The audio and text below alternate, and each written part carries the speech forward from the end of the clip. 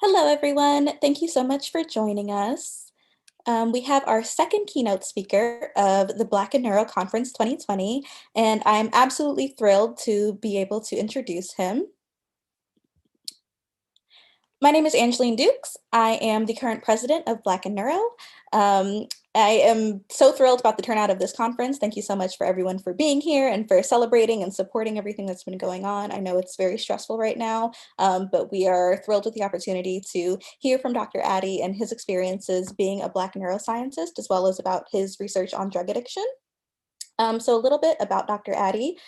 He directs a federally funded research program investigating the neurobiological basis of depression, anxiety, and substance use disorders. Dr. Addy's team also studies the ability of tobacco product flavor additives to alter nicotine use behavior and addiction. He serves on multiple scientific journal editorial boards and is a grant reviewer for the National Institutes of Health Center for Scientific Review. Dr. Addy contributes to graduate student and postdoctoral training, faculty mentoring, and diversity, equity, and inclusion program initiatives, and through his work on campus and his work in professional scientific societies. In addition, Dr. Addy has built unique partnerships between scientists, clinicians, churches, faith leaders, entertainers, professional athletes, and community groups to address issues at the intersection of neuroscience, mental health, faith, culture, and social justice. As a side note, he's one of my newest personal mentors, and so I'm just absolutely thrilled to have him. And with that, I will give it away to Dr. Addy. Thank you very much for that generous introduction. It's really great to be here with all of you this afternoon, especially with everything going on in the country right now, even all the uncertainty around the election. I don't take this moment lightly by any means. I'm really thrilled to be able to jump in to this event and to be able to contribute my story today. I do have to start out just giving a shout out to the entire Black and Neuro leadership team, Anjali and all the others who have done so much to put in so much work into this great conference and all the work that's been happening since Black and Neuro Week started this summer as well. So I really applaud you for all the ways that you all are bringing us together as a community and really allowing us to be able to thrive in new ways and to learn from each other. I've also been deeply encouraged just jumping in and being able to see some of the research and all the different topics that folks are studying within the Black and Neuro community. So I'm grateful to be able to contribute my story today as well. So before we jump in, let me go ahead and share my slides.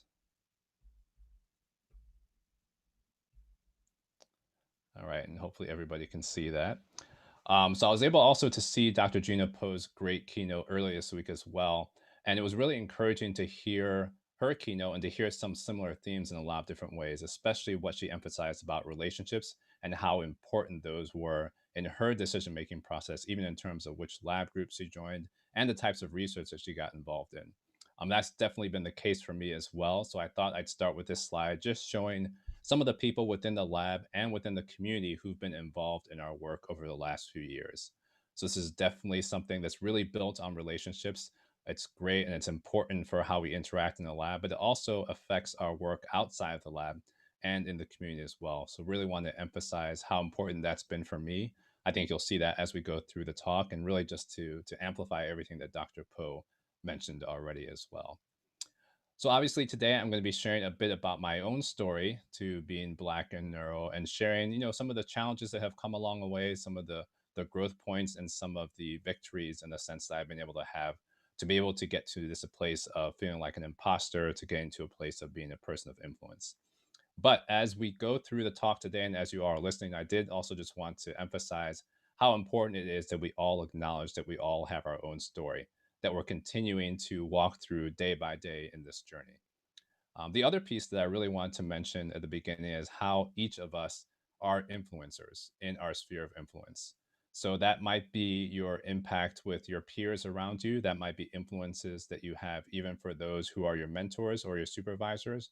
And it might be influence that you have on younger scientists, whether that be, you know, students in elementary school, middle school, high school, whether it's college students, whether that's grad students, postdocs. But I think it's really important for all of us to think about the ways that we are influencers with those around us. And I think it's a theme that you'll see as we go through my story today, and something that I think I've had to grow into and accept in a lot of ways.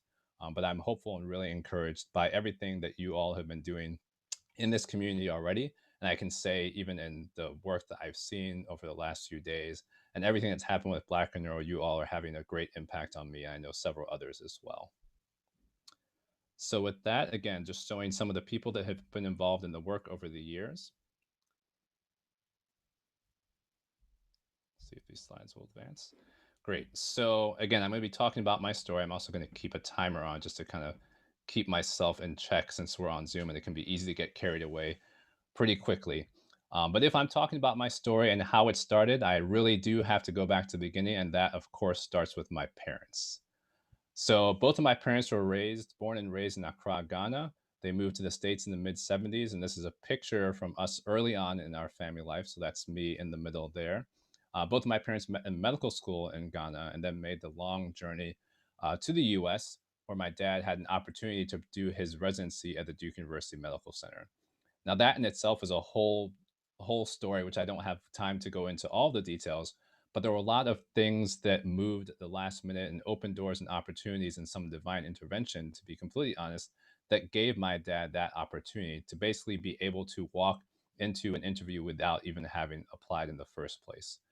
So he's one that definitely took advantage of that opportunity that was before him.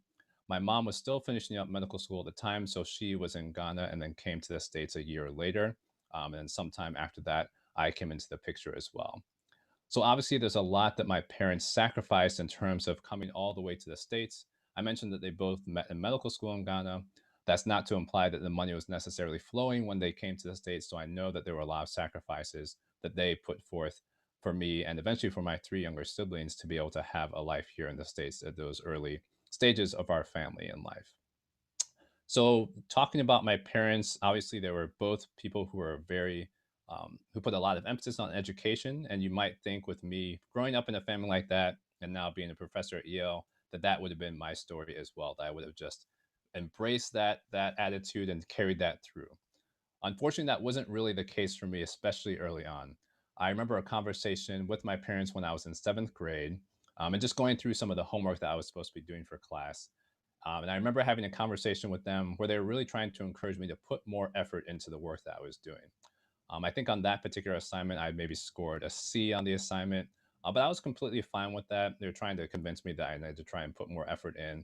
And basically, what I told them is as long as I did better than someone else in the class, I was completely fine. So I think, someone else might have gotten a D on that assignment. I got a C, so I was good. But even if I had gotten a D and someone else had failed, I'd be completely fine because as long as I was doing better than someone else, that was kind of the bare minimum that I needed to feel good about, you know, about my efforts. You can imagine that probably didn't sit well with my parents. I don't remember the exact reaction at the time, but I can't imagine that's something that they were pleased with whatsoever. So they did do a lot of, I mean, they did set the foundation and really try to encourage me to put more effort into those things. But they also gave me room to grow into that over time. And so part of that was me having to come into that realization and understanding that this was something that I wanted to take ownership of. And so for me, that shift in mindset happened through a host of different circumstances. So that conversation that I was telling you about, we were living in Atlanta, Georgia at the time. That was when I was in seventh grade. But before I started eighth grade, we actually moved to Michigan. And this obviously isn't a picture from that move, but this is my recollection of going from Georgia to Michigan. So I remember that first winter being very cold. I remember it snowing in October. I remember going out with a bunch of friends to play football and feeling like I was frozen the entire time. So for me, that was a big shift in my experience going from the South to the North. The other piece of that is that we were part of a school system that was really a really high caliber school system, but wasn't necessarily all that diverse. So that became another aspect of my story as well. And another critical piece for me was actually the eighth grade bug collection project. Now, I don't know if people in the audience have done bug collection projects, if they still do this in eighth grade and middle schools. But for us, it seemed like a rite of passage in our science class. And it seemed like a lot of the kids in that area kind of knew this bug collection project was coming. So one day in class, our teacher took us out to a field. We are supposed to collect different bugs. We are supposed to put them together in a nice presentation. We had a few weeks to work on that. Unfortunately, I didn't collect that many bugs when we went out. So I remember having my mom take me back out to the field at a different time. Still tried to collect some bugs, still wasn't able to collect that many. And then I remember the night before the assignment was due, scrambling to try and put this bug collection together, trying to find a random shoebox, trying to pin the bugs into the shoebox. I remember a lot of them actually splitting in half when I was pinning them in. I remember trying to look up the names at the last minute. Needless to say, that wasn't my best effort, and that project didn't go all that well. But this is something that we all had to present to the class the next day. So we all had our bug collections out for display. I was really impressed by how much time and effort a lot of the other students had put into theirs. And for me, I actually failed that project. So all of a sudden, my whole framework kind of got blown out of the water because I'm pretty sure there was no one else that had done worse on that project than I had. So that was part one. The second piece, as I mentioned, is that this wasn't necessarily a very diverse school system that we were in. So all of a sudden, another thought that entered my mind was now I'm going to be labeled as the dumb black kid in the class. So for me, those two pieces were enough for me to kind of get my act together. That was enough for me to have that self motivation to say, okay, this bare minimum thing isn't really working. And I really need to actually try and apply myself and put effort to reach the abilities and to put effort and to show the abilities I'm capable of definitely reaching. So for me, that was a really critical shift in my approach to schooling and academia in general. But even with that, it's not to say that things became super easy after that point. So, yes, I did have this now kind of inherent interest and curiosity and exploration that I was putting into my work. And another rite of passage in that eighth grade year was an internship that we were able to participate in. So I remember trying to think through that, not really being sure what type of career I might want to go into, which is the point of the internship. But I thought I'd give engineering a try, see if those types of things would interest me, maybe learning how people crafted things, fabricated things, and put things together. And no offense to any potential engineers or any current engineers in the audience, but that internship was completely boring to me. So I didn't enjoy it whatsoever. And to be honest, that was actually very informative because it gave me the opportunity to at least try something out and to realize that that wasn't really something that was a particular field that I want to pursue later on down the road. And I know sometimes people would look at that experience and look at it negatively, but I see that as something that was very positive. It's actually very similar to some of the experiences that I have as a professor as well. So even when students come into the lab, sometimes they might want to get involved in some of the electrochemistry work or some of the behavioral neuroscience work or some of the other types of work that we have. And they may find out that that's not exactly what they thought it was going to be or what they desired, whereas others find out that it is what they wanted to pursue. But I think both of those are positive situations because it gives people the opportunity to explore different options and to really find what fits for them. So for me, this was still an formative process. And as I continued in my schooling, as I got into high school, I also started to have stronger aspirations towards going to college as well and looking at specific colleges. So if you remember, I mentioned that my dad did his medical training at Duke University School of Medicine.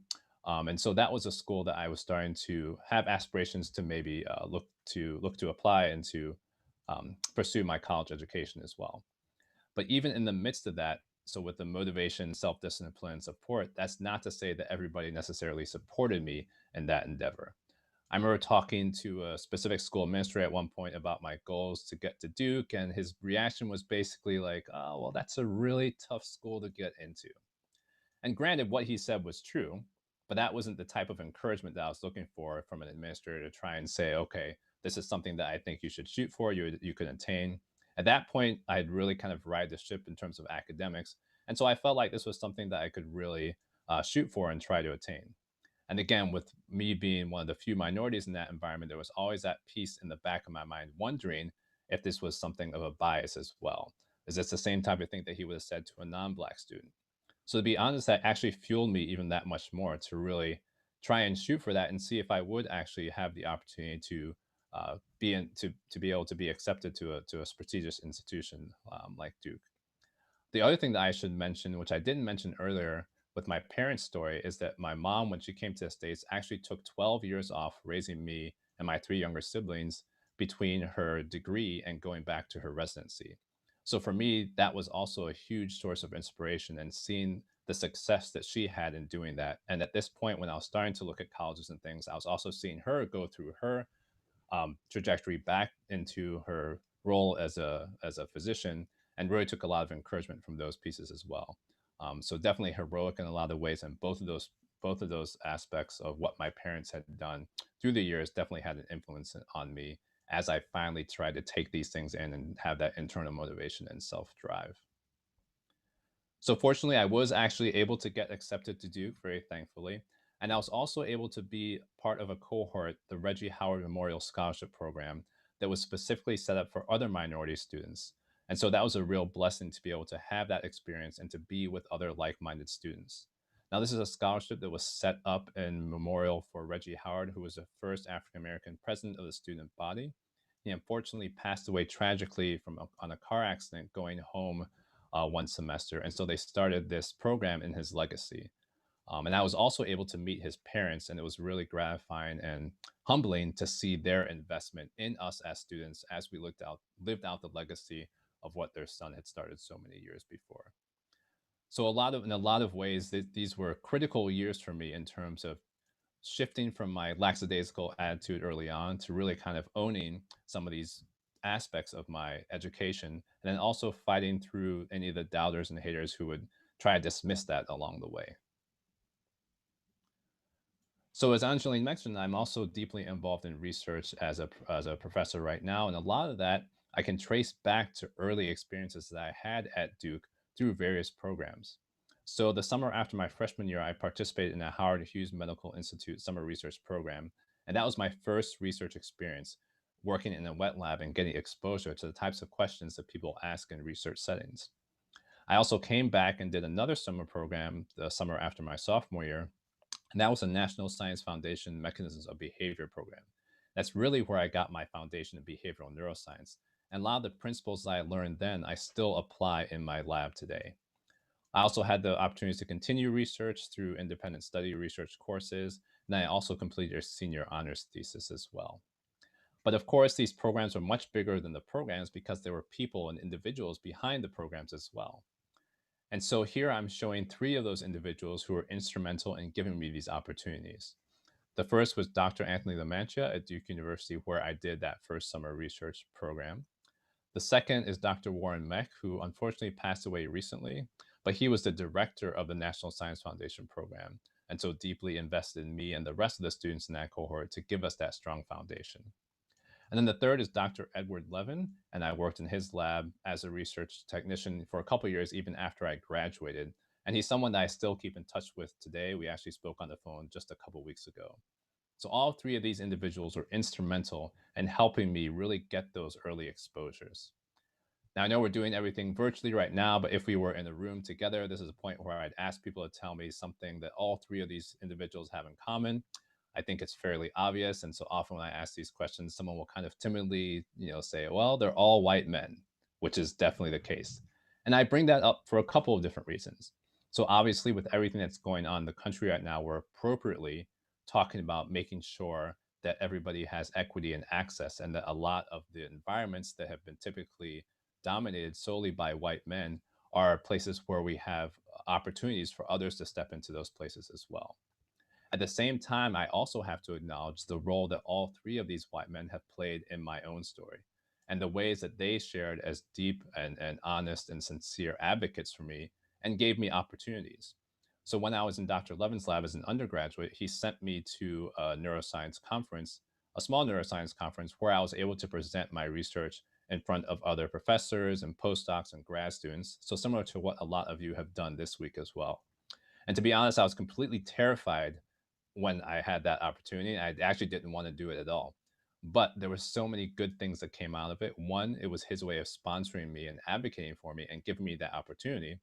But it also gave me connections and interactions with other scientists in the field so that when I came back and was applying to graduate school, I wasn't just a name on paper. I was someone they had already interacted with and had started to form relationships with.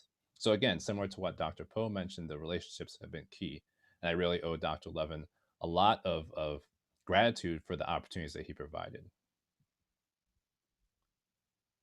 So even with all of these things, I still had this feeling oftentimes of being an imposter. And so what I've done here, I'm actually just showing a bunch of different or a lot of different accolades and awards that I received over the years. And sometimes when I show this slide, people think, well, this is just a flex slide. I mean, you could interpret it that way. But in some ways, it's also a journey that shows my trajectory over the years. And as I've mentioned, even with all these different awards and things and these opportunities I was having, there's still kind of that feeling that I was having in the back of my mind of whether I really belonged. And part of the reason for that is that a lot of these programs appropriately were targeted towards underrepresented minorities. And that's important, especially if we're building equity. But at the same time, it made me wonder, well, I'm only getting these awards because I'm Black, or do I really deserve them? So just to go through a few of them here, I've talked about the initial experience that I had. Let me just change this to a pointer real quick. But I talked about the initial experience that I had working in the lab of Dr. LaMantia, so I've listed that here. Also, my experiences working with Dr. Levin, and then the International Behavioral Neuroscience Society conference that he sent me to, where I was also fortunate enough to obtain a student travel award, and where I eventually served as a student representative to the council. So again, giving me a lot of exposure to other scientists and interactions that I wouldn't otherwise have had. I also eventually went to Yale for graduate school and was very fortunate to work in the lab of Dr. Marina Petrodo, who was also a great advocate, mentor, and supporter. And she was gracious enough to send me and allow me to participate also in another program, the Marine Biological Laboratory Spines program, which at the time was called the Summer Program in Neuroscience, Ethics, and Survival. It's also a tie to Dr. Poe as well, as she's one of the co-directors of the current Spines program. But again, this was a great opportunity again for me to be able to get a lot of investment from others in the field as well. I was also fortunate to receive an American Psychological Association Minority Fellowship Award and also received a Student Travel Award to NIDA's Frontiers in Addiction Satellite Symposium. So, again, a lot of things that you would say were going really well, but still, I kind of had this nagging feeling in the back of my mind, do I really belong here or not? And so, for me, one of the critical turning points was right here in 2005 when I received an NIH Predoctoral NRSA Award. And to be honest, I hadn't even planned on applying for this because I already had that APA, American Psychological Association fellowship. But one of my classmates really encouraged me to put time in and try to apply for this award. One, because she knew that if I didn't, I wouldn't have that time to do it anymore because I was getting close to graduation, but also because she knew it was an important opportunity. So I was fortunate to benefit from other grad students who had previously gotten awards who gave me their applications to look at those applications as a template to see what had worked well. So again, a really important aspect of community. But the reason that this was a turning point for me is because this was the first award that I received that wasn't targeted for underrepresented minorities. So at this point, I felt like, okay, maybe I really can compete with everyone else in this field. Maybe I do belong here, and maybe this is a place where I am supposed to be. Now, in hindsight, I also know that even though a lot of these previous awards were appropriately targeted towards underrepresented minorities to try and provide equity, they did, in fact, do that and also set the stage for me to eventually receive this NIH predoctoral award. So, in a way, it's helpful in hindsight to look back and to know that these pieces were still important. But again, even with those pieces, this was really a critical moment for me to really feel that sense of validation that I could also receive awards that weren't necessarily targeted for minorities. But for everyone listening, I would say that even if you have that tension, and I know we've talked about this in other settings through Society for Neuroscience, definitely take advantage of those opportunities because they're there for a reason and they're not based on a lack of merit. So these aren't things that you're just going to walk into or they're just going to be handed to you. You definitely have to earn them. And in earning them, you can also take advantage of the opportunity to really better yourself and move forward in your careers and what you're trying to do. So I'm not going to go through everything else that's on this slide, but there are obviously other additional awards that came up down the road as well. I was fortunate to do a postdoctoral fellowship with Dr. R. Mark Whiteman at the University of North Carolina. And Dr. Whiteman had really pioneered a lot of the techniques I still use in my lab today. And in that fellowship, I was also able to, again, benefit from a faculty diversity award, which by this time, I think I'd gotten to a place where that was something that was not throwing me off as much back into the imposter syndrome framework as much, but something that I was now being able to use to propel myself forward. So even though I've shown, the different accolades that have kind of helped me in my trajectory, I could also show my trajectory in a different way. And again, that's getting to this whole idea of all the people that have been involved. So what I'm showing you here is a picture from the Minority Organization for Retention and Expansion at the Yale School of Medicine. And this is a group of minority students, faculty, trainees at the School of Medicine. This is a picture from a gathering that we have every year where we all come together as a community and talk about a lot of onboarding, bringing people into the community, and just being a support for one another. So this is something that's been deeply encouraging and important for me to be involved in. I've been fortunate to be able to spearhead a faculty mentorship program within this community. And this is something, again, that's really been important for me in terms of moving from this place of feeling like an imposter to really having a community behind me and with me that we can all move forward in these things together. But it's not just this community in itself, but it's also a whole host of other people who have served as collaborators, mentors, colleagues, friends, and advocates over the years. And so I'm showing some pictures here. This is only a small representation of all those people that have walked that journey with me. And to be honest, as I was putting this slide together, it was actually very humbling to have all these faces in one place and a way to see them all smiling back at me. And there's a lot of mixed emotions that come with that as well. So several or a few of the individuals in this picture have passed on and are no longer with us, but in a lot of ways, I still carry them with me as I continue in my journey. And I know that even some of these individuals who are on this slide are also watching today. So to me, it's very gratifying to be able to thank them in a public way in the setting and to know that they've really played a huge role in bringing me to this place, giving me these opportunities, and also helping me move beyond this place of being an imposter. So there's a lot there, and obviously a good place to pause. But what I'll do now is actually shift a little bit and talk about the work that we've been able to do in the lab, again, because of all of these individuals that have contributed to that. And a lot of the work that I'm going to be talking about, both in terms of some of the science we do and in some terms of the community work we do, is due and is involved or has involvement from a lot of these people in these slides as well.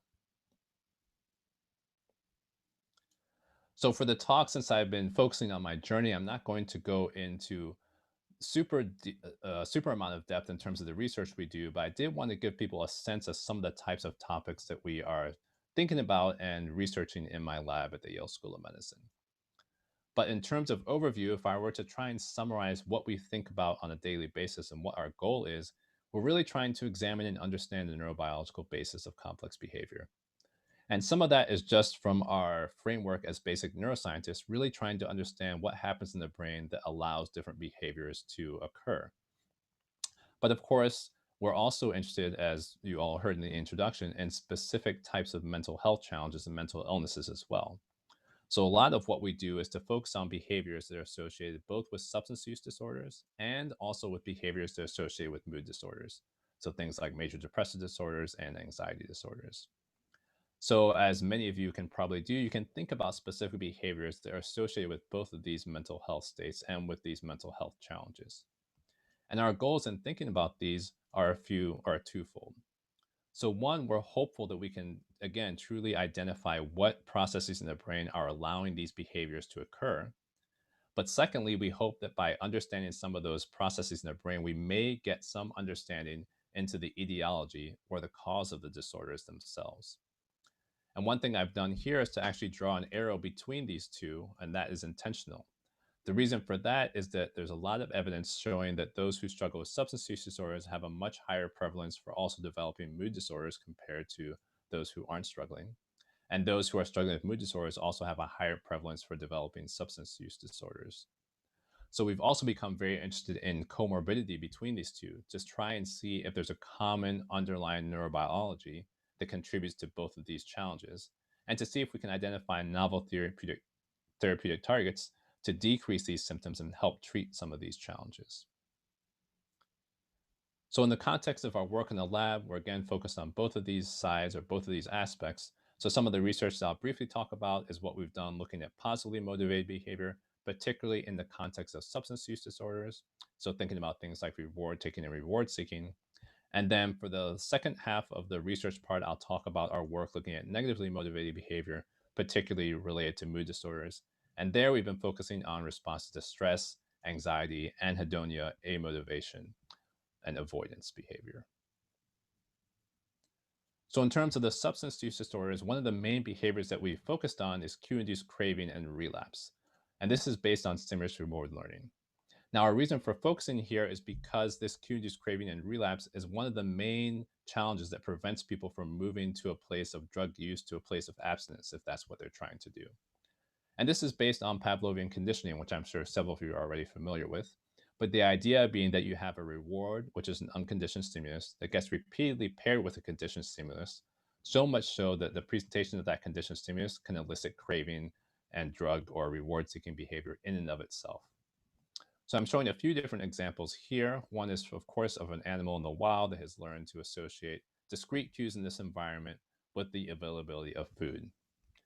This cue here, of course, you could argue is a random conglomeration of metal and plastic, or you could argue is a salient cue for coffee. And I haven't had any coffee today, so I'm sure that's going to induce some craving in me pretty soon.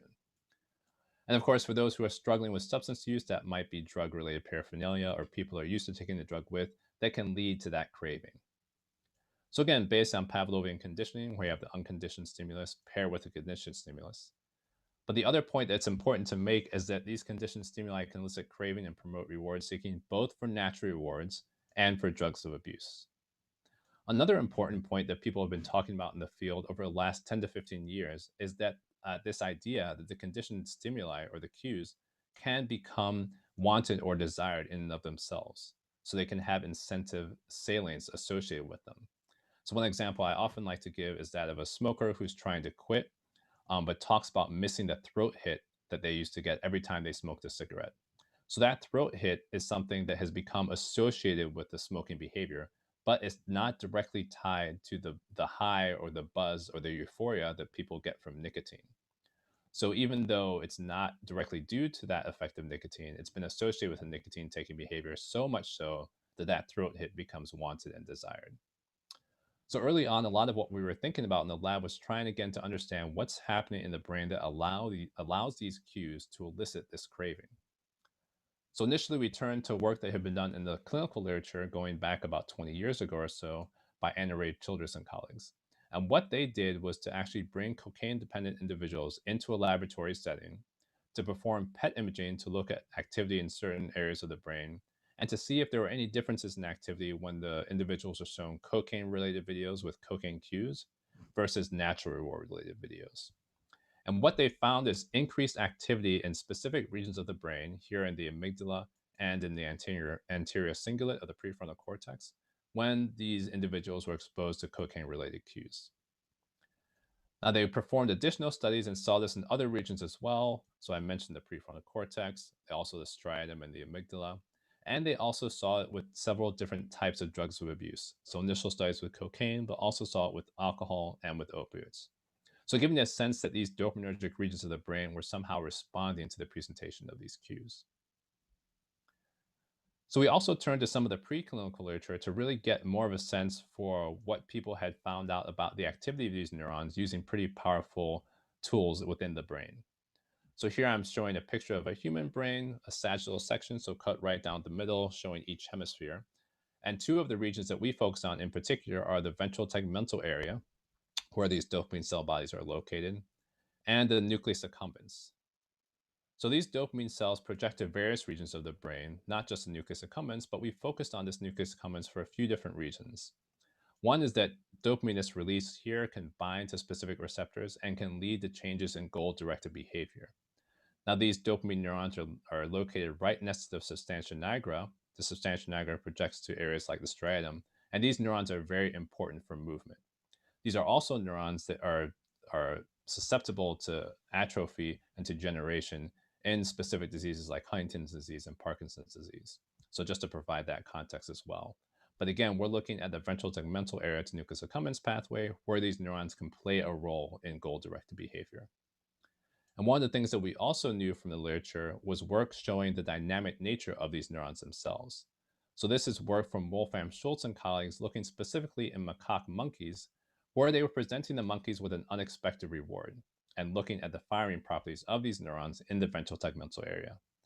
Now, these neurons are known to fire in two different modes. One is a very low frequency firing, anywhere from 3 to 7 times per second, so 3 to 7 hertz. But at specific times, they can show very rapid firing up to 20 hertz. And what Wolfram Schultz and his colleagues found is that within the midbrain, when they provided an unexpected cue or an unexpected reward to the monkey, they saw a dramatic increase in the high frequency firing of these neurons. They then performed Pavlovian conditioning, so now the animals would get a cue that would predict the availability of the reward. And they now saw a shift where there was an increase in that burst firing in response to the cue itself, and not much of a change in response to the reward. So, really highlight the dynamic nature of this dopamine system to respond both to rewards themselves and to cues that predict rewards. But investigators were also curious about what effect that had within the nucleus accumbens. If you remember, I mentioned that changes in dopamine concentration there can influence behavior. So Jeremy Day, when he was a graduate student with Regina Corelli and also working with Mark Whiteman at UNC, used voltammetry to measure changes in real-time changes in dopamine concentrations in the accumbens in a similar task. So this was performed in rats. The rats were given an unexpected sucrose pellet, and you again see this dramatic increase now in dopamine concentration in the nucleus accumbens. If you perform Pavlovian conditioning in these animals, give a cue that predicts the availability of the reward, you now see the increase in dopamine concentration in response to the cue, not much of a change in response to the reward itself. So this is now a phenomenon that's been seen both at the level of the cell bodies and at the level of dopamine concentration changes in the nucleus accumbens. So these are all helpful and they're correlative because they're showing these responses occur when the cues are presented. But we are specifically interested in whether these changes in dopamine firing and changes in dopamine concentration were underlying the ability of cues to drive drug seeking behavior and to induce craving. Now, in order to answer that question, we obviously needed a model to look at that in. And so we turned to the drug self administration model, which has been used in the field for decades. So I'll just go through it briefly here for any who may not be familiar. But basically, what we've done here is to allow animals to self administer drugs directly to the jugular vein. The reason for that is this gives it very rapid access to the brain and is also a way where people have found that drugs of abuse are also very reinforcing that the animals will work for them and will self administer them. So again, we have an animal that has a catheter. It's inserted into the jugular vein. We place it in an operant chamber and allow it to press either an active lever on one side or an inactive lever on the other side. So every time this animal presses the active lever, they get an intravenous infusion of cocaine that's also coupled with the delivery of an auditory tone and a stimulus cue. So every time they press that lever, they get cocaine and the cue. If they press the inactive lever, there's no consequence. And what you can see is that the animals learn very quickly which lever produces cocaine and which one does not. This is over a 10-day period where you see them pressing many more times for the active lever and titrating their levels over time as well. Not much activity on the inactive lever. So at that point, after they've learned the behavior, we take them through a period of detoxification where they don't have any access to the cocaine and they don't have any access to the cues that were previously associated with cocaine. And after a specific period in time, we'll place them back in the chamber and again let them press the levers, except this time, every time they press the active lever, they only get the cue that was previously associated with cocaine. They don't get cocaine itself. And what we can see is that over a period of different days of abstinence, so anywhere from 1 day of abstinence up to 45 days of abstinence, the animals show much more active lever pressing for the cue than the inactive lever. Now, we've also done control experiments. So if you allow them to go through this training phase here, but present the cue randomly where it's not paired with cocaine, you don't see this behavior emerge during the abstinence period. Similarly, if you don't have the cue present when they're placed back in the chamber, you don't see the behavior emerge. So it really seems to be this pairing between the cues and the cocaine that leads to this behavioral response. And so we use this as a metric of cue-induced drug-seeking behavior. So with that in place, we were then able to ask the first question, which is whether these changes in dopamine activity were very important or actually driving some of these responses. So again, going back to the diagram here, we were able to show that if we block the dopaminergic activity in the ventral segmental area, we don't see this behavior emerge. Similarly, if we block receptors in nucleus accumbens that are activated by increased dopamine, we're able to block the behavior.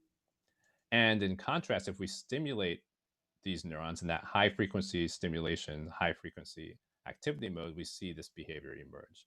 So it seems that this high frequency dopamine activity or burst firing and the consequent phasic dopamine release, high concentration release, was both necessary and sufficient for driving these cue-induced responses. So the next question we were interested in is whether there are specific ways that the brain can modulate this dopamine activity to potentially alter this cue-induced craving. And so for that, we turn to acetylcholine, which has been previously shown to both modulate dopamine activity in the ventral tegmental area and to modulate dopamine release in the nucleus accumbens. But in some ways, it had been underappreciated in terms of how much of a role that might be playing. There was a review paper that Uwe Maskos wrote in 2008, and he called it acetylcholine, the neglected master modulator of dopamine signaling. So in a lot of ways, there were several different aspects of acetylcholine's role that had been underappreciated, and we wanted to try and dive into that a little bit, specifically within this brain region and within this brain circuit. And so what we did was basically to ask what happens if we block specific receptors within the ventral tegmental area that respond to acetylcholine? Is that going to change this cue-induced cocaine-seeking behavior? So the animals went through cocaine self-administration, as I talked about before. We took them through 3 days of abstinence or detoxification, and then we placed them back in the chamber, allowing them to press for the cues.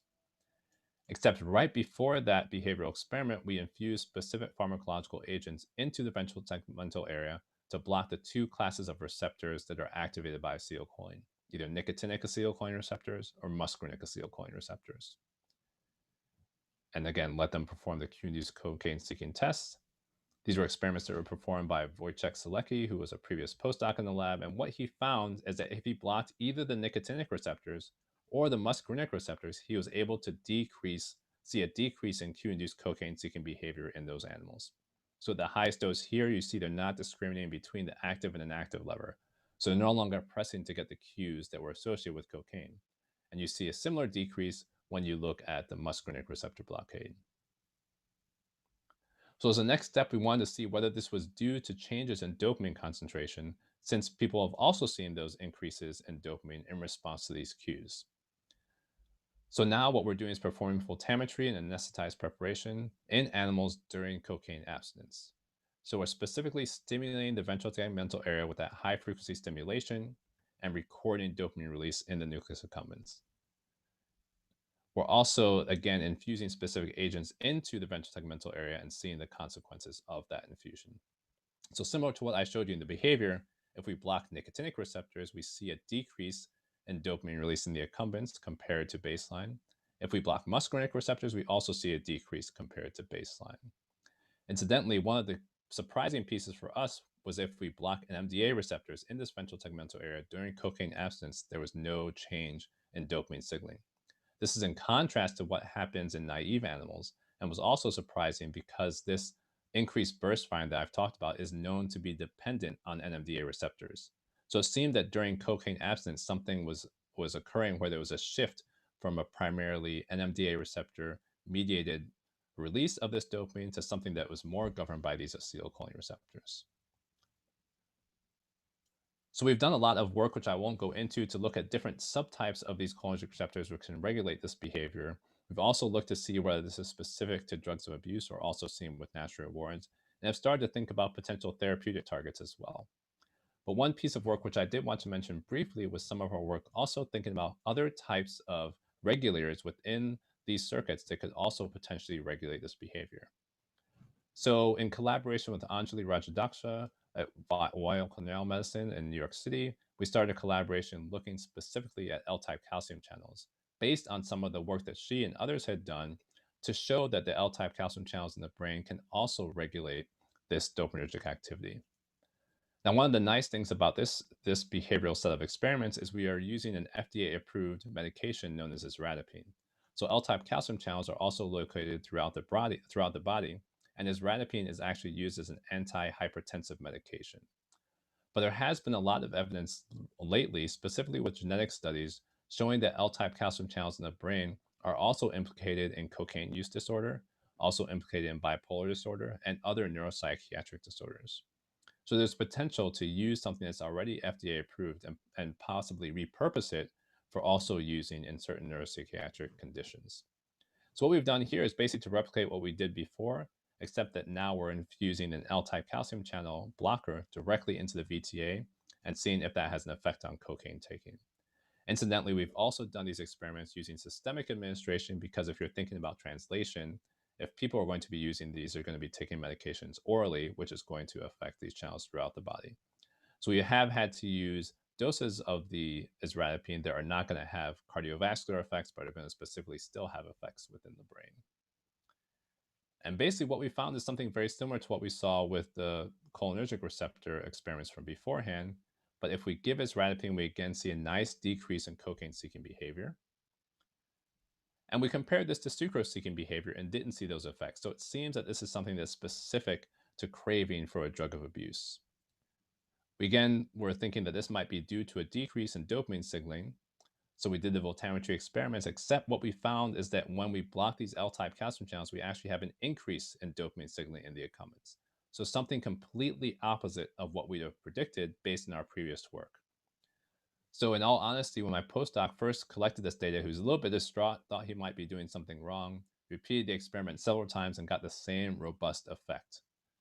So we decided, well, we know that this has no effect on sucrose seeking. Let's see if there's any change in dopamine signaling in those sucrose abstinent animals. And in fact, there wasn't a change.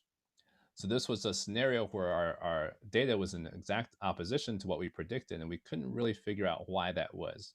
We went through a whole host of different scenarios trying to figure out if there were other changes in overall dopamine tone that weren't accounted for, basically trying to make our data fit our original hypothesis. So as a lesson, I would say that's not something that you want to do. You also always want to pay attention to the data and see where it leads you. Eventually, we did get to that place and we decided to do experiments to see whether this increase in dopamine was actually allowing this decrease in craving and cocaine seeking to occur. So, through a mixture of pharmacological studies, we did find out that that was indeed the case. So, basically, what this showed us is that we were able to decrease that cocaine seeking either by increasing dopamine release, as we had done in this experiment, or by decreasing dopamine release, as we had done in the previous experiment. And so now with these findings, even though they're surprising, we're starting to move things forward as well. We're actually starting to prepare to do some clinical work where we can bring, again, cocaine dependent individuals into a laboratory setting, give them an L type calcium channel inhibitor, see whether that decreases craving, and then use PET imaging to see whether that's acting through dopaminergic mechanisms in specific brain regions, similar to what we're seeing in the preclinical studies. So we're really excited about taking those experiments and moving forward with them, even though it's opposite of what we originally predicted. And in some ways, when things are opposite, it gives you more to be able to look into and to really figure out why that might be occurring. So to mention the last piece of the research component, we've also started to think a lot about the role of acetylcholine in response to stress. The reason for that is there were two influential papers in 2013 that came out using optogenetics to basically show a causal role of activity in the ventral tegmental area to nucleus accumbens pathway in responses to stress and anxiety in rodent models. Some of that work was performed by Kei Tai. Some of it was also performed by Mu Ming Han. They had somewhat different results depending on the behavior that they used. But again, the bottom line is that they both showed that this activity could specifically drive responses to stress and anxiety. So for us, we had spent a lot of time thinking about the role of acetylcholine in regulating this dopamine activity. So we thought if this dopamine activity is critical for responses to stress and anxiety, then the acetylcholine itself may also be important for those responses to stress and anxiety. And so this is something that we decided to pursue, but we were by no means the first people to think about cholinergic mechanisms implicated in depression. There's actually a cholinergic hypothesis of depression that's been in the literature for about 40 years ago or so, and is based on data even going back 60 years, where there were specific individuals that were exposed to pesticides that basically acted by increasing acetylcholine levels in the brain. And there were observations that these individuals seemed to have more depressive like symptoms. So a specific paper in 1974 by Dr. David Janowski and colleagues looked at this more specifically and used physostigmine, which blocks acetylcholinesterase. So normally acetylcholinesterase will break down acetylcholine that's present in the brain when it's released from neurons. If you block this acetylcholinesterase, you have higher levels of acetylcholine within the brain for specific periods of time. And what these investigators found is that if they blocked this acetylcholinesterase, they were able to see depressive like symptoms in these individuals. So things like increased lethargy, slowed thoughts, withdrawal, apathy, and decreased energy. So what we decided to do was to see whether we could also block this acetylcholinesterase in specific areas of the brain to increase acetylcholine levels and to see whether that had an influence on certain types of behaviors in animal models associated with responses to stress and anxiety. So again, we used physostigmine, so the same agent that Dr. Janowski used in his experiments, and specifically infused it directly into the ventral tegmental area. And what we found looking at the forced swim test, so again, a test that's been used to show to look at consistency in terms of certain responses the animals might have when they're placed in a chamber, or when they're placed in a bucket where there's a water that they're not able to escape from. They will show floating behavior, but as others have already presented earlier this week with the Black and Neuro conference, specific students have presented, people have often used this as a metric of looking at potential antidepressant efficacy. So things that tend to have antidepressant efficacy often will decrease in mobility time that the animals will show in this behavior. Things that are pro-depressive will increase in mobility time. And so what we found is that when we infused physostigmine into the ventral tegmental area, the animals showed an increase in immobility time. So something that would be consistent with an agent that has pro-depressive-like effects. We also use the elevated plus maze. So animals will typically spend time in the closed arms. They'll tend to spend less time in the open arms exploring. But if you give an agent that decreases anxiety, they'll tend to spend more time in the open arms. If you give an agent that increases anxiety, they'll tend to spend more time in the closed arms. What we saw with physostigmine is a decrease in open arm time, so consistent with a pro-anxiety or an anxiogenic-like response. We also use the sucrose preference test as a measure of reward seeking or hedonia. And we give the animals an option between either 1% sucrose or water, and then see how much of a preference they show for either the sucrose or the water. So if you have an agent that decreases pleasure seeking or induces anhedonia, they'll tend to show a decrease in their sucrose preference. And that's indeed what we found when looking at what effect increasing acetylcholine would have in the ventral tegmental area. Now, of course, all of these experiments that we're performing are ways that we're trying to get a sense of response to stress and anxiety, but it's not the same as asking an individual how they feel and really trying to tap into some of the symptoms that are associated with different mood disorders. So that's something that we've been thinking about quite a bit as well. And we've also incorporated other measures to look at that specifically. So one of the measures that we've been using recently in one of the tasks is called the effort-related choice paradigm. And this is a way for us to really drill in and look at aspects of motivation. So basically, the animals are placed in the chamber and are allowed to have either free access to chow that's presented here, or they can press a lever 5 times, so show a high amount of work to get a much more highly palatable reward.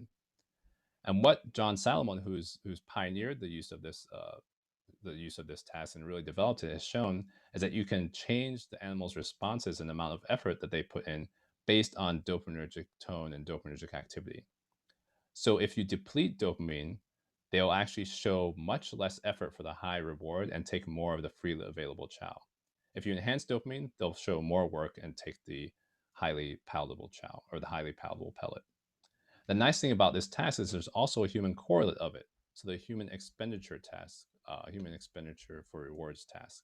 And basically what the experimenters have found is that if you do this with monetary rewards, individuals that are struggling with major depressive disorder or anhedonia will show decreased reward sensitivity. They won't work as hard for the reward. But if you increase dopamine activity in the brain, they will increase how much they work for the reward.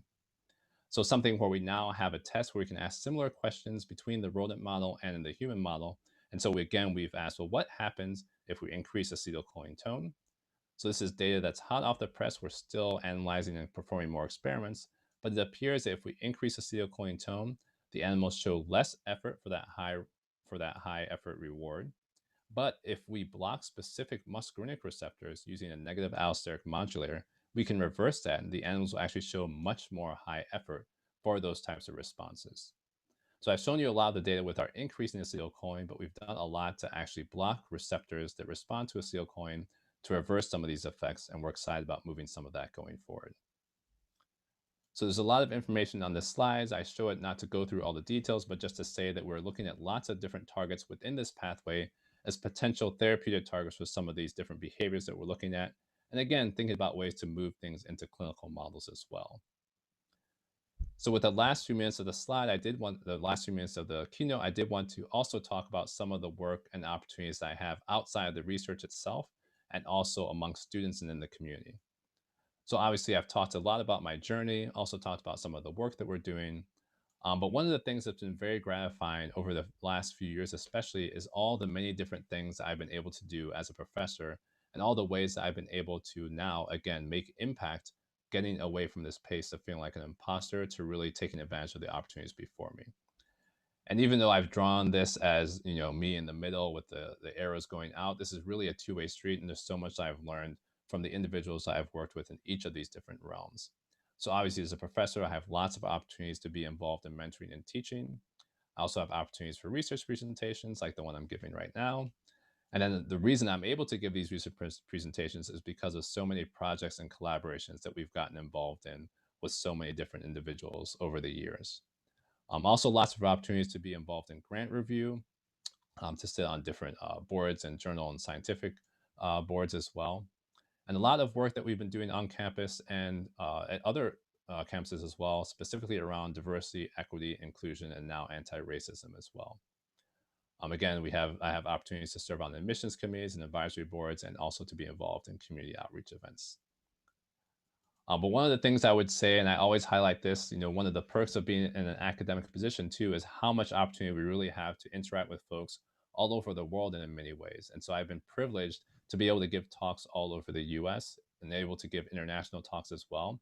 In some ways, some of those opportunities have increased now that we're all virtual and there's not travel that's involved. But these have been things that have been very gratifying to me. And to be honest, I learned so much when I go and give talks to other places just based on the feedback that I receive from students and trainees and faculty at those different places. So, just again, listing some of the places that I've had these opportunities to be able to have impact and honestly to be impacted by those in the room as well. And so, one of the things that I hinted at before that's been deeply important to me has been mentoring. So, I hope that you could appreciate from my story that I've had a rich history of people who have mentored me and who continue to mentor me over the years. Some of these relationships started early on in my career and in my training as a student, but these individuals have maintained relationships. We've maintained our relationships over the years, and they've played critical roles in opportunities that I've had, and have probably even played roles even in terms of my promotion to my current state as an associate professor. But some of the mentoring I've been able to do, again, both formally and informally, has been among middle school and high school students. It's also been through undergraduates that have worked in my lab or who have been on campus, or the undergraduates I've interacted with at other campuses. Also, graduate students, postdoctoral fellows, and I've had the opportunity to be involved in mentorship with postdocs at Yale, also at national conferences, and through informally through Zoom. And as I mentioned, I've also started a junior faculty program, mentoring program, specifically within our minority organization for retention and expansion, thinking again about the unique needs that we as underrepresented in biomedical sciences faculty have within our specific spheres of influence and the specific environments that we're in. So as a last slide, I'll just hint at some of the work that we've also been doing outside the lab, and there's several ways and several doors that have been open for me to get involved in different opportunities. Some of that has been working with middle school and high school students through Brain Awareness Day and career development and career opportunities in the New Haven area. I mentioned we're also starting to get into clinical research as well, and that's been very gratifying to see our preclinical work inform some of this clinical research and to be able to collaborate with individuals in that. There's always been science fair and research day and panel events that I've been able to participate in. We've had a lot of town hall conversations, specifically talking about conversations at the intersection of neuroscience, mental health, faith, culture, and social justice. We've also brought students to campus through tours of the lab and through some of the other facilities. And more recently, I've also been able to be engaged with the public through public library events and also through different media engagements. So something that's been very gratifying for me in a lot of ways, but as you can hear in my story, my journey, something that I definitely would not have come to without a huge role of many individuals, supporters, family members, advocates, and allies all along the way. So with that, I'll close with my most important slide, and that's of course thanking all the individuals in my lab who've contributed to the lab research, also all the collaborators that we've had over the years, and several of the long list of lab alumni who've really helped us build this platform and to be able to engage in so many different things over the years. Thanks to all of you for your attention. I know that's not a light ask in this period of Zoom conversations and Zoom presentations. So deeply appreciative for all of you who've been here, who've been watching. And I hope that it's been something that you've enjoyed hearing about and that it also inspires you as well.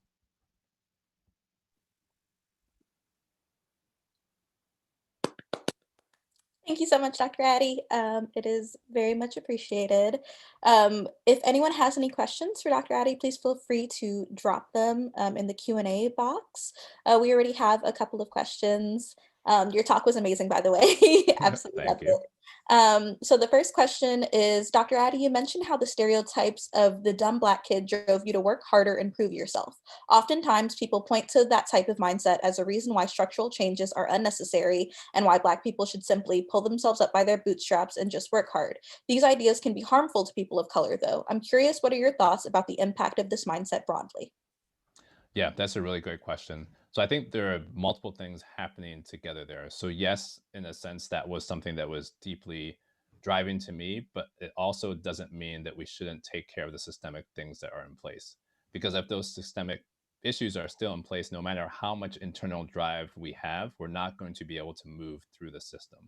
So I can share, even anecdotes that I've heard this week and conversations with other people. For instance, if you're thinking about people in places of power, so we'll take it out of the student context a little bit, but people in places of power, let's say that that place is dominated by only white males.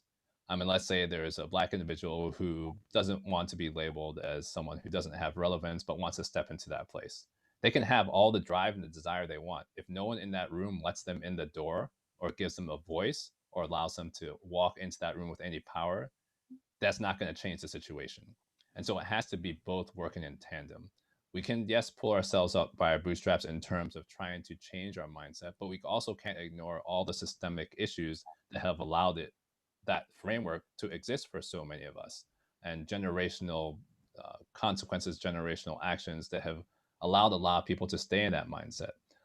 And again, even as I talked about with some of the awards that were happening, those were good things. And even with those good things, I still had to fight that challenge of, do I really deserve this? So that has nothing to do with me pulling myself up on my bootstraps. You would say, well, you already have the accolades. Why don't you just walk forward in it? But it shows you and hints at so many of the systemic things that are in place that will allow that mindset to persist. So I would definitely say that would be a way that I would try and address some of those conversations if people bring that up as a way or a reason not to move things forward and change things systemically. Completely understood. And so the next question, your bio mentions the importance of discussing faith as part of your work. Being in a field that has been traditionally passive, dismissive, or even hostile to this, or at least so the narrative goes, what has been your experience and reception of discussion of faith with colleagues? Yeah, that's a great question. So I'd say it's been mixed and it's also been shifting over time. So I wouldn't say that there's been any specific or explicit things that people have said to look down on faith, but there's sometimes side comments that happen. And it's one of those things that goes both ways. So I remember I was teaching to the med students at one point and teaching about the neurobiology of substance use disorders and talking about what happens in the brain with craving. And I had a student who raised his hand in the class and said, oh, okay, well, what are we supposed to do with people that think a higher power can somehow help them with their substance use challenges? So obviously that's a very dismissive comment that that individual made at that point in time. Also made that comment despite all the evidence that shows that being a member of a faith community or being and also just being a member of community in general can be helpful in helping people move through some mental health challenges and in some ways be protective. So a lot of it has been trying to make sure that there's not a dismissiveness from people in specific realms, but it can also happen from the faith side as well. So I've had students who have shared and said, oh, my aunt is struggling with mental health and she's being told that the only reason she's not getting better is because she's not praying hard enough.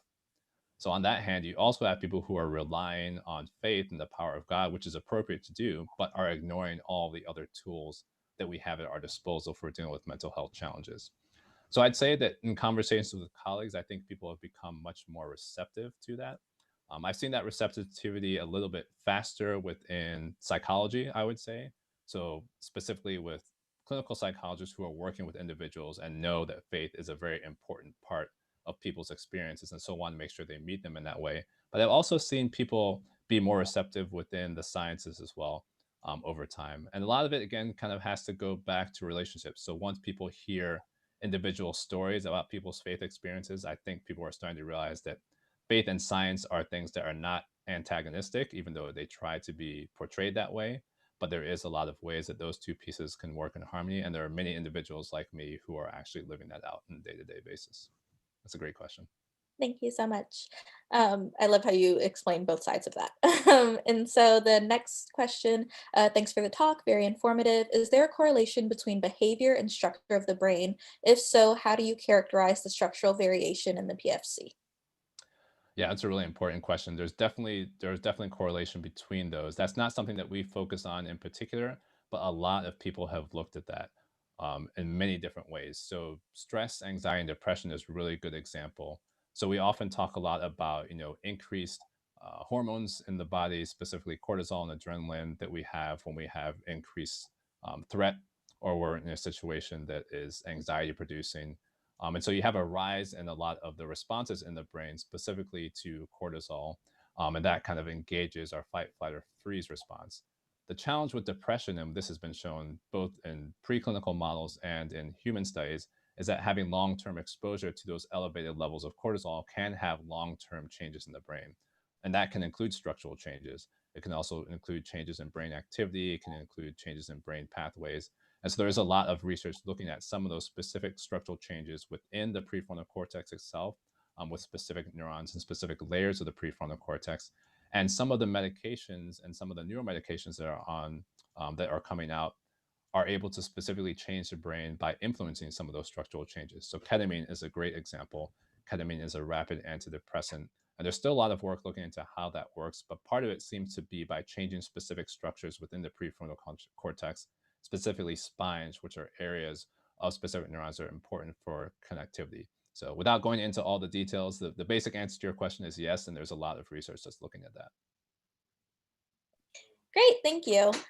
So the next question, great talk, Dr. Addy. I have a question about your data on cholinergic input on cue-induced relapse. There are multiple cholinergic nuclei. Were you able to determine which nucleus mediated the regulation of acetylcholine on cocaine relapse behavior? Also, have you done any work with activating cholinergic receptors in the VTA or overexpressing them to see how that affects relapse? Yeah, really excellent question as well. So we haven't looked specifically within the Q-induced cocaine seeking, but we did start to look at some pathway specific pieces.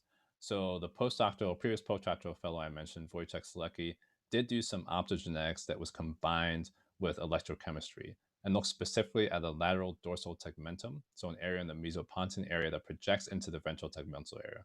So what he did was to infuse channel rhodopsin into the lateral dorsal tegmentum, the LETG, then to let those cells get infected. Then he's put his light into the VTA. So he's only activating terminals in the VTA that projected from the lateral dorsal tegmentum. And then he evoked and recorded dopamine release in the nucleus accumbens. So others had done this as well, but showing the functional nature of that circuit. Granted, he didn't look at specific cell types, but showing that circuit did lead to dopamine release. And so what we want to do next is to see whether that actually is influencing the cocaine seeking and to use transgenic animals to isolate specific cholinergic input. So that's the first question I think you asked. The second was about manipulating specific cholinergic receptors. We've done experiments to increase acetylcholine tone generally in the VTA, and that also promotes cocaine seeking behavior. We haven't activated specific cholinergic receptors to look at that behavior, but we've been doing more the opposite and blocking specific cholinergic receptors to see whether that decreases some of the cocaine seeking and decreases dopamine signaling. And that again would be a place where we look at specific therapeutic targets for translation. Great, thank you. I think you alluded to this a little bit earlier, but there's a question, how do you translate this research into humans? Yeah, so for us, we're very fortunate because we have clinicians who work very closely with us and are part of our department. So some of the work that we've been talking about recently, we've been in conversations with psychiatrists who have, where we've basically been trying to design those experiments with them. One of those was Dr. Malson, who unfortunately passed away recently as well. But we've been working with others in his team to actually take these ideas into the clinic. And so for us, it's very gratifying, but it's also a team effort. So we're relying on their clinical expertise, but also bringing our basic science understanding to really make sure that we craft an experiment that's going to really get at what we're trying to answer and address, both in terms of targeting the right channels and asking the right question that's similar between the animal models and the clinical work. Wonderful, thank you. So there's another question. You mentioned that your mentors were all white males. What were some qualities that they presented that helped you connect with them despite your cultural difference and life and career journeys? Yeah, yeah, really great question. So I'd say bottom line was sincerity and really taking time to know me as an individual.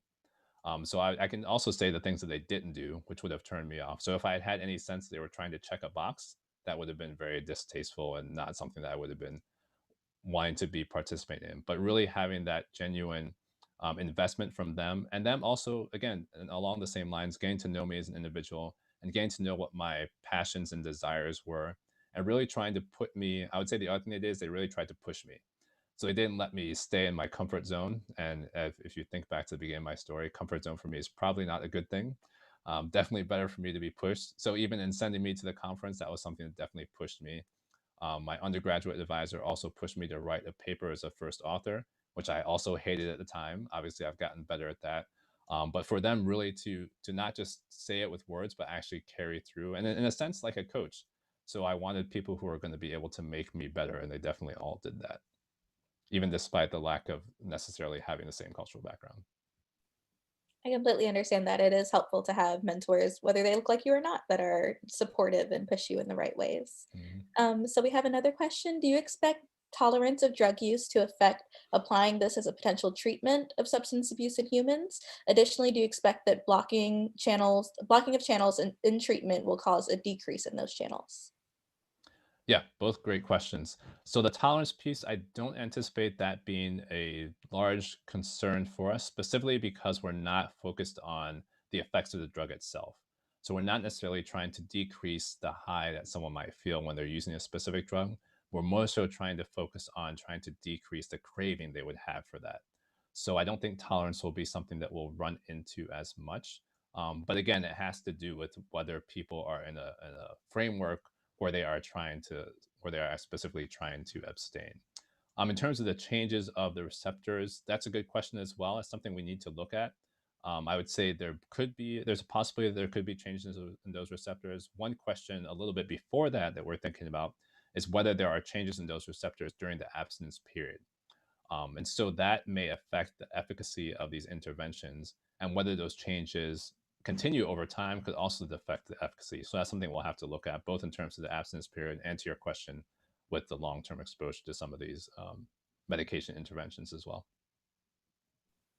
Thank you so much. I think that is all of the questions that we have for now. If anyone has any further questions, you can find Dr. Addy on Twitter at Dr. Nii Addy. And you can also email him, and I'm sure he would love to follow up any conversations with you later. I did want to mention that in about 10 minutes, we will have our last Black and Neuro conference session. We have several data blitzes and selected talks coming up. And so I hope that you all are able to join us for that. Thank you so much for being our second keynote. It was such a pleasure. And if you ever want to give another talk for Black and Neuro, we would love to have you. Oh, that'd be great. Definitely keep me in mind. It's been great to be here with you all. This has been so inspiring to me in a lot of different ways. So next time, I'm going to have to make sure I have a Black and Arrow logo in my slide of faces of people who've Yes. been my supporters along the way. Thank you so much, Dr. Addy. Thank you, Angeline. Thank you, everyone.